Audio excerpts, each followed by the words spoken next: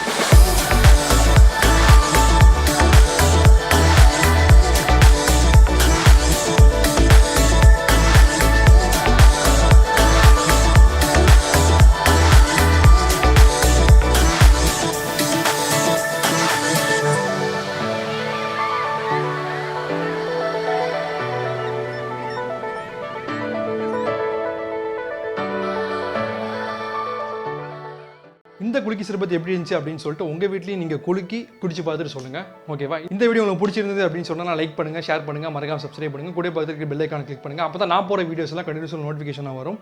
Next கண்டென்ட்டில் நான் உங்களை சந்திக்கிறேன். நன்றி, this is MSL. Bye bye.